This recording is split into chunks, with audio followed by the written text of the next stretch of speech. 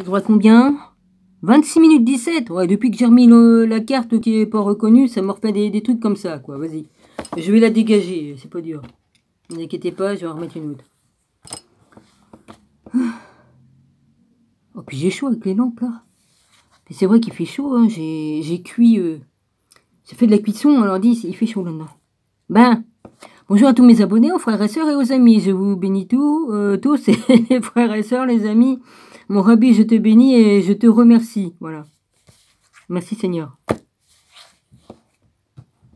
Ma dragonnette, je t'embrasse fort, ainsi que Stéphanie. Marie, j'ai toujours pas de tes nouvelles. J'arrive pas à t'avoir. Voilà. Bon, j'ai pas réussi une deuxième fois non plus, hein, mais bon. Je t'ai écrit, mais j'ai pas vu si tu m'as répondu. J'ai tellement de réponses, tellement d'écrits que pour me retrouver, c'est pas facile. Pour retrouver la vidéo sous laquelle tu m'as écrit. Enfin bref. Je voulais dire autre chose, mais je me souviens plus. Ben, c'est pas grave. J'y vais. Là, pour l'instant, j'ai envie de vous lire des écrits que j'ai recopiés. Parce que j'ai des tonnes de copies d'écrits, tout ça, de passages de la Bible et puis tout. Et puis voilà quoi. Alors, j'y vais. Tite 2,13. Car la grâce de Dieu, source de salut pour tous les hommes, a été manifestée. Après, il y a 12.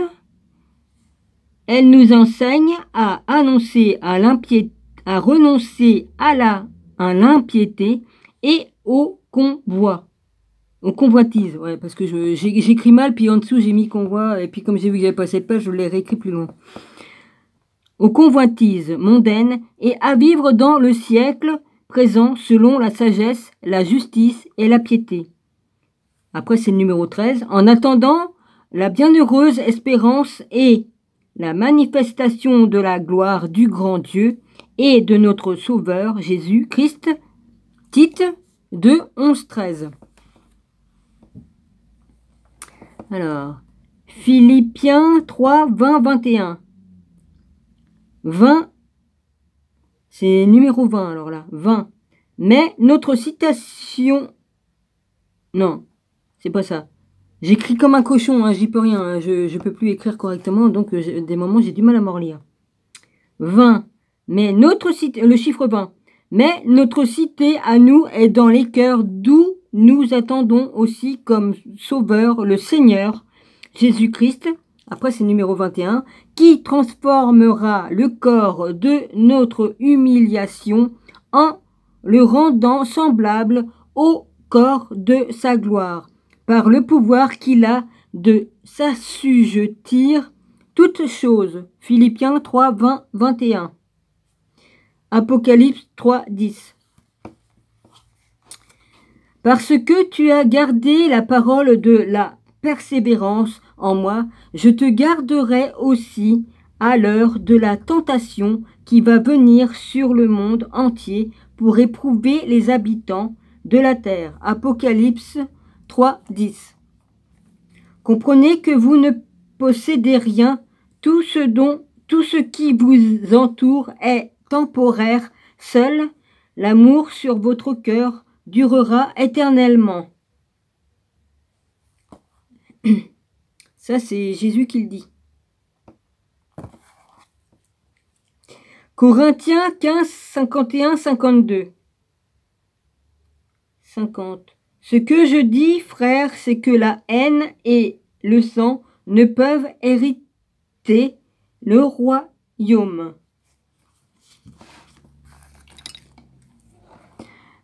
Le royaume de Dieu, et que la corruption n'hérite pas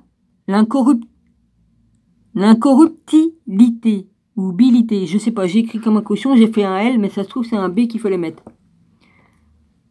Voilà, incorruptible, donc c'est un B. Ouais, j'ai mal écrit. Hein. 51. Voici, je vous dis un mystère. Nous ne mourrons pas tous, mais tous nous serons changés. Numéro 52. En un instant, en un clin d'œil. À la dernière trompette, la trompette sonnera et les morts ressusciteront incorruptibles et nous serons changés. 53, numéro, car il faut que ce corps mortel revêt l'immortalité et que ce corps... Ah ouais, j'avais fait une flèche. Et que ce corps... Il faut que ce corps corruptible revête l'incorruptibilité et que le corps mortel revête l'immortalité. 1 Corinthiens 15, 50, 53. Oui, parce que je m'étais trompée, j'avais sauté une ligne en recopiant, puis j'ai recopié le truc par-dessous. C'est pour ça que j'ai mis des, des flèches. Ok. Ah, ben j'ai un cahier, j'ai plein de trucs, hein, vas-y. Hein. Voilà, je voulais vous mettre un petit passage comme ça, d'après les écrits sur les vidéos de mon rabbi. J'en ai relevé des cahiers et des cahiers. J'ai 5-6 cahiers remplis de travail depuis 4-5 ans que je travaille. J'appelle pas ça du travail, c'est un plaisir pour moi. Je recopie tout ça, voilà. Et puis tout ce que j'ai à apprendre, hein, parce que j'étudie surtout, donc je fais des annotations.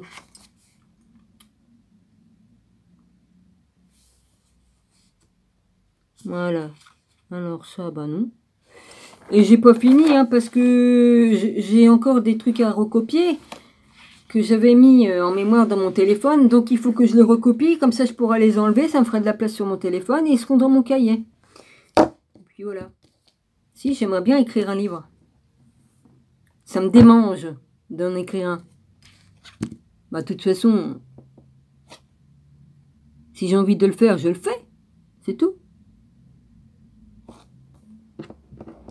Bon, je reprends. Ok, je reprends.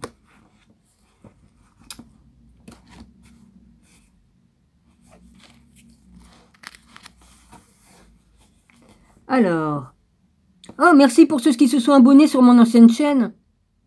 Bah oui, on peut toujours s'abonner sur mon ancienne chaîne. Le seul problème pour moi, c'est que je peux plus mettre de vidéos là-bas.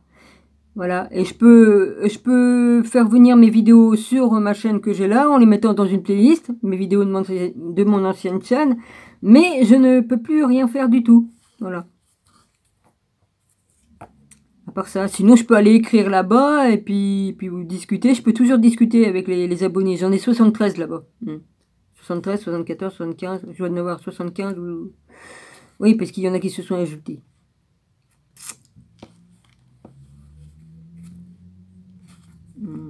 Alors, j'en suis à la page 66. Oh, il a rendu la Baltique.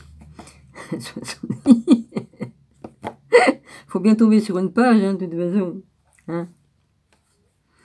Alors, vers inéluctable fin. C'est dans L'ombre des Templiers, voyage au cœur de l'histoire de France, secrète et mystérieuse. Voilà.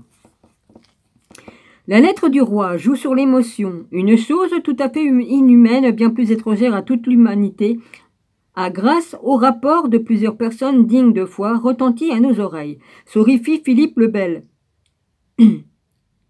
Les frères de l'ordre de la chevalerie du temple, cachant le loup sous l'apparence de l'agneau et sous l'habit de l'ordre insultant misérablement à la religion. Philippe le Bel, tu dois être bien au chaud, je pense. Ouais.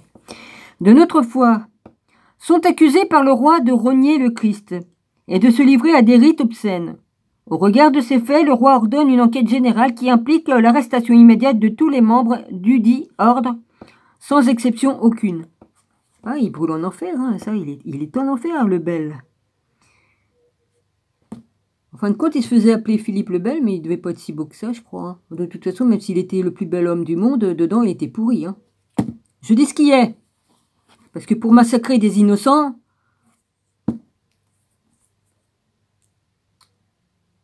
Ouais. L'évêque de Narbonne, chancelier du roi, est-il opposé à cette mesure? Philippe le Bel nomme le 23 septembre suivant Nogaret. À sa place, des ordres cachés sont envoyés à tous les baillis et sénéchaux du royaume. Ils ont instruction formelle de ne les ouvrir que le 12 octobre au soir. Une fois ouverts, les documents les informent de leur mission. À l'aube de 13 octobre, ils devront se rendre dans la commanderie templière dépendant de leur ressort et procéder à l'arrestation immédiate de tous les membres de l'ordre présents. Dresser à l'inventaire leurs biens, puis procéder à leur interrogation. Ils n'ont pas eu de mal de s'enrichir, hein, le VAC, hein?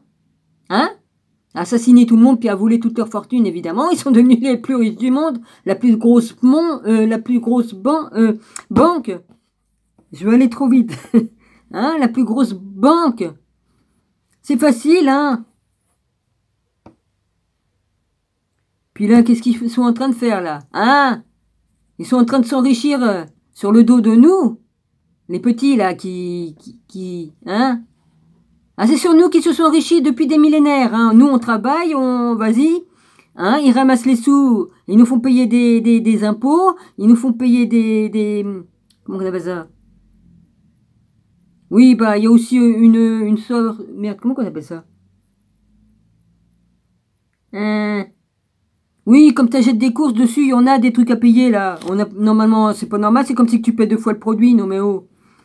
Je sais plus comment que ça s'appelle, hein. Excusez-moi, ça m'est sorti de la tête.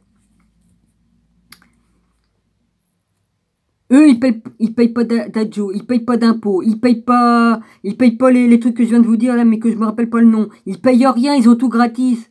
Comme ils vont dans des grands restaurants, ils ont des bouteilles de champagne qui vaut au moins 15 000 $ la bouteille, soit 50, enfin je sais pas. Hein, c'est à coup de 1000 que ça vaut leur bouteille. Le Jéroboam, là, je sais pas quoi, la plus grosse bouteille de machin, ils leur font cadeau. Hein, c'est sur le dos de nous, tous les autres qui payent des impôts et tout ça. Hein? Ça fait 10 millénaires tu sors du ventre de ta mère, hop, t'es esclave. Il faut qu'on aille te déclarer à la mairie, sinon on va en prison si on le fait pas. Hein? C'est pas de l'esclavage, ça? Si, avec ça. Oui, je suis remontée, oui. Ça se voit que j'ai repris un petit peu de poil de la bête, je me suis reposée encore. Ouais. J'avais changé mon bureau, j'avais tiré la tablette, là, mais ça va pas. J'étais un peu plus basse, mais ça va pas parce que la hauteur, ça allait pas pour filmer. Ah, c'est chiant. Faut que je trouve une solution. Une liste de questions leur est fournie dont ils devront consigner les réponses. Ils pourront faire usage de la torture et selon sans aucune limite, les bandes d'enfoirés. À Paris, où Jacques de Molay s'est rendu pour assister aux funérailles de Catherine de Courtenay, 274-1307, épouse du frère du roi. C'est Nogaret lui-même qui procède à l'arrestation du grand maître, ainsi que de 140 Templiers. Allez. Le lendemain, le 14 octobre, Philippe le Bel rend public les accusations portées contre le temple. Reniement du Christ, c'est pas vrai. Et crachat sur la croix, c'est faux. Pratique homosexuelle, c'est faux. C'est eux qui pratiquaient toutes ces choses-là. Ils ont jamais rien fait, les Templiers, de choses pareilles. Lors de la réception, lors des vénérations d'une figure diabolique, c'est faux. C'est faux, faux, faux. Pour obtenir ces aveux,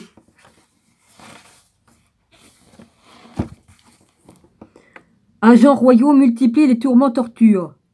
Ongles arrachés. Bon, bah, tant pis, je vous le dis, hein, je le savais tout ça, mais... Ongles arrachés, doigts éclatés. Les enculés. Arrachage de dents, calcination des pieds. Oh, les pourris. Des souffrances qui ont parfois raison de la vie des suppliciés. 30 d'entre eux meurent sous la question. Ah, bah, on meurt à moins, hein. Philippe le Bel obtient ainsi ce qu'il veut. Les aveux de hauts représentants de l'ordre. Bah, on est prêt à avouer n'importe quoi comme on te fait souffrir autant, hein. Oh, punaise. Ainsi que deux grands maîtres. De son côté, le pape ne croit pas à la véracité des confessions. Il lui oppose une certaine résistance. Le 25 mars 1308, Philippe convoque les États généraux à Tours et impose par lui-même la supériorité de sa parole sur celle du pape. L'appareil répressif se déploie sur tout le royaume. Les tribunaux diocésains éclosent à travers la France, destinés à juger les Templiers emprisonnés. Dans ces processus, Philippe le Bel doit faire face à l'obstination du pape, dont le rôle véritable dans cette affaire n'est connu que depuis peu. À la suite de l'exhumation de certains documents de premier ordre conservés au sein des archives secrètes du Vatican, aïe aïe aïe, il y en a des trucs de planqués là-bas, et pas qu'un peu. Étant donné les privilèges donnés aux Templiers, le pape est le seul à pouvoir les juger. Philippe le Bel peut donc difficilement sans lui. Mais sa volonté se heurte à celle de Clément V. Ce dernier se refuse à juger sans avoir rencontré des Templiers. 20 juin 1308, après plusieurs mois de tractation, le roi consent à envoyer quelques-uns de ses prisonniers au souverain pontife établi à Poitiers. Alors que les prisonniers sélectionnés sont envoyés de Paris vers Poitiers, Philippe le Bel prend soin d'en soustraire quelques-uns au passage, dont Jacques de Molay, prétendument malade, et pour cette raison incarcéré au château royal de Chinon, en compagnie de 4 autres importantes figures du temple, en lui soustrayant ses membres notoires. Philippe le Bel cherche à minimiser l'enquête du pape, dont il est d'ores et déjà convaincu qu'elle n'aboutira pas à la condamnation des Templiers. Du fait de cette direction que prend Clément V au terme de ces interrogatoires, y compris ceux des prisonniers de Chinon, qu'il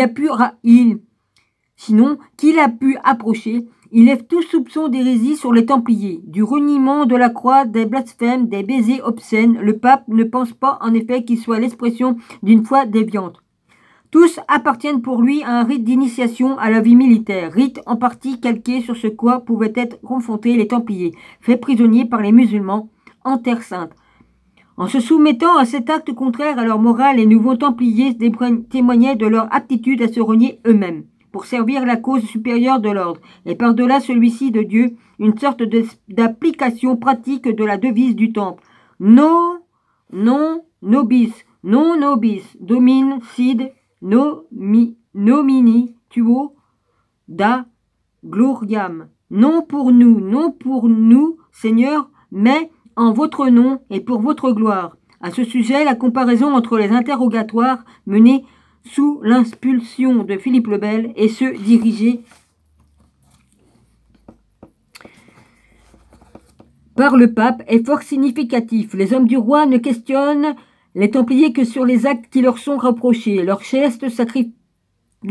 Le pape, de son côté, les questionne plus largement sur leur motivation à commettre ces sacrilèges et aussi sur leur foi. Interrogés à Paris en l'automne 1307, Gauthier de Liancourt, Pierre Brocard et Jean de Fouillé comparaissent devant Clément V à Poitiers presque un an plus tard. Plus longues, ces nouvelles dispositions reconnaissent certes, les gestes blasphématoires, mais elles illustrent aussi la parfaite religiosité des Templiers quant à des préceptes tels que le jeûne ou la prière. Même s'ils condamnent leur rituel passible d'excommunication, Clément V ne peut donc voir dans les Templiers des hérétiques. Les sacrilèges commis se relèvent en effet par une foi intérieure, mais de la soumission à un ordre. De même, les actes incriminés n'ont été commis qu'une seule et unique fois lors de l'entrée dans l'ordre, alors que l'hérésie implique un changement de croyance et de pratique sur la durée d'une existence. L'apostasie, c'est-à-dire le renoncement volontaire à la foi chrétienne, ne peut non plus être considéré comme un motif d'inculpation. Aucun des Templiers n'a agi librement. Fort de cette certitude, le pape souhaite intégrer les Templiers repentis dans un ordre nouveau, né à la fusion avec les Hospitaliers et d'autres ordres militaires. Philippe le Bel ne va toutefois pas le laisser suivre cette direction. Pour le contrer, il va le menacer de sortir de l'oubli. Le conflit passé avec Boniface VIII, qu'il avait, comme on l'a vu, voulu faire condamner pour hérésie, Pierre Dubois, avocat royal, publie un texte qui va jouer un rôle majeur dans ce bras de fer. Dans son supplément au traité de récupération,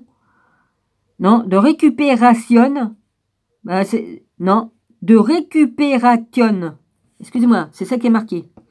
Terre Sainte. Dubois avance qu'il existe un lien direct entre l'hérésie des Templiers et celle à laquelle adhérait Boniface VIII, conformément sort réservé aux hérétiques. Philippe le Bel exige donc que les os de Boniface VIII soient exhumés et brûlés en place publique. Des évêques et des cardinaux soutiennent le roi de France qui, par cette manœuvre, espère remettre en question la légitimité du pape actuel. Ce dernier est obligé de choisir l'unité de l'Église ou l'ordre du Temple. Il va en toute logique sacrifier ce dernier. Au terme du concile de Vienne, Clément V ne promulgue aucune condamnation contre les Templiers, qu'il se refuse à considérer comme des hérétiques, mais décrète la fin de l'ordre. Il abandonne ce faisant les Templiers à leur destin. Ainsi, le roi de France peut-il en disposer à sa guise. Le 18 mars 1314, Jacques de Molay et Godefroy de Charny, précepteurs de Normandie, sont enlevés par les soldats royaux et conduits sur une petite île de la Seine pour y être brûlés. Par ce qui fut aussitôt perçu comme un crime abject par la population présente, les Templiers entraient dans l'éternité de la légende. Voilà, puis après, il y a des photos. À chaque fois que je lis, ça doit être l'encre, je suis sûre que c'est l'encre. On voit...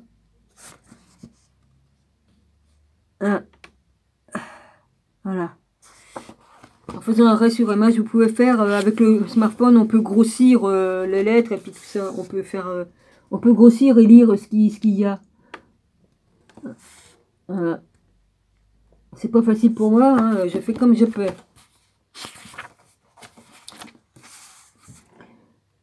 Voilà. Et voilà. Ça va bientôt se terminer le truc là. Il y en a encore combien? Oh punaise. Je sais pas, il me reste combien de temps? Ouais, ok. Alors il y a ça. C'est pas facile. C'est pas facile. Ah ouais, tout est à l'envers. Après, c'est les Templiers ne meurent jamais. C'est la deuxième partie. Le spectre des Templiers. Il me reste encore 5 minutes. Le spectre des Templiers, légende des ruines. Les Templiers qui faisaient partie intégrale du paysage médiéval, en disparaissant subitement, laissèrent dans tous les esprits une inaltérable empreinte. Il y a à ce sujet tout lieu de parler d'un véritable phénomène de hantise, terme que j'emploie ici dans un sens métaphorique. Et cela n'est sans doute pas l'effet de hasard. Pour un ordre mort, d'une façon si violente et injuste, la plupart des histoires de fantômes reposent sur la mort brutale du spectre qui n'a pas eu le temps de formuler de son vivant le message qu'il s'efforce de délivrer par-delà la mort et qui cherche souvent à dénoncer son criminel. Cette hantise qui, avec le temps, devint la littéraire générant l'abondance masse d'ouvrages sur le sujet que j'évoquais en introduction, fut premièrement une hantise des lieux spatial, bien des lieux qu'ils fussent bâtiments médiévaux de type fermier, église ou ruine. Ben, c'est normal, hein. Les esprits sont pas en paix. Ont été et sont encore dans les traditions de récits qui y sont attachés, attribués aux Templiers. Pour beaucoup, ces traditions, loin de témoigner de l'histoire de ces lieux, attestent surtout de la façon dont les Templiers enterrent et hantent encore les esprits par-delà les siècles. Car si certains de ces sites furent authentiquement templiers par d'autres, il n'est aucune certitude à ce sujet, et l'on sait même pas certains qu'ils ne le furent jamais. Quand les ruines des monuments antiques n'ont pas une origine connue, la crédulité populaire les attribue communément à César, à Charlemagne, aux Templiers, aux fées, au diable. En France, il en est une foule qu'on attribue aux Templiers. Notez l'abbé de Grégoire, 1750-1831, un peu avant 1830, dont le tome 2 de son histoire des sectes religieuses. Bien que ce dernier auteur et d'autres aient appelé à un scène critique de ces attributions templières, celles-ci ont généralement pris le pas sur la vérité dans les esprits conformément, pour ainsi dire, à l'étymologie du mot légende provenant du latin legenda, ce qui doit être lu. Ce sont ces légendes que l'on va lire et non point les archives historiques. Un exemple illustre bien ce phénomène en 1882 à propos des ruines de Trioubry, près de Davessac, en Bretagne, régie de l'Estoubillon, 1858-1946. Note, après avoir évoqué la tradition de son origine templière et ce qui, dans la toponymie locale, pourrait l'attester, que cette origine semble surtout confirmée par la légende. Autrement dit, la légende a valeur de vérité et c'est elle qui, lorsque les documents sont absents, permet de retrouver le passé du lieu. La France est peuplée de ces ruines attribuées aux Templiers, auxquelles se rattache parfois une légende liée à la fin tragique de l'ordre, ainsi des ruines de l'abbaye de Sainte-Marie de Jeaux, située dans les Pyrénées-Orientales à proximité du col de Jeaux. Ces redoutables passages si souvent perdus dans les tourbillons de neige. En 1858, B. Allard notait à son sujet. La tradition encore conservée à Mossé fait remonter la ruine de Jeaux aux premières années du XIVe siècle. Elle raconte que ce monastère était habité par les Templiers, à qui l'opinion vulgaire rattache tous les souvenirs de notre pays, comme elle unit tous les faits chevaleresques de notre histoire au nom d'Hannibal. Ah oui, Hannibal, celui-là qui mettait le pied par terre et que rien ne repoussait. Hannibal le 1, non, c'est pas lui? Grégoire, histoire de sectes religieuses qui sont nées, se sont modifiées, se sont éteintes dans les différentes contrées de globe, depuis le commencement du siècle dernier jusqu'à l'époque actuelle. Tome 2e, Baudouin, Frères, Paris, 1828, page 427. Ah, c'est des... Il me reste combien de temps? Bah, ça va bientôt finir, là, parce que j'en suis à 26. Après, ça va arriver à 26 et quelques. De Roland et de Charlemagne. Lors de la suppression de l'ordre du Temple, un roi de France, Philippe le Bel, aurait fait brûler le monastère de Jeaux et massacrer les religieux qui s'y trouvaient. Et le même jour, 25 autres établissements du Temple auraient été détruits dans le diocèse d'Elne. Si tête découverte, on ne dit pas à quelle époque parmi les ruines de la sacristie de Jeaux serait la preuve de cette sanglante tragédie et l'origine de cette légende contraire, comme on le voit, à tous les faits historiques que nous avons retracés plus haut d'après le document. Cette abbaye portait jadis le nom de Monasterum de Jonuarum ou de Janot, se rattachant au col éponyme dont on devine ici l'étymologie mythologique liée au dieu romain Janus. Le dieu est à double face, comme l'est la terre de France, présentant d'un côté son territoire historique et de l'autre son territoire légendaire, double révélateur du premier. Luc Saint-Sauveur et le mirage templier. Bah, je vous le ferai une autre fois. Hein. Voilà, je vous embrasse tous.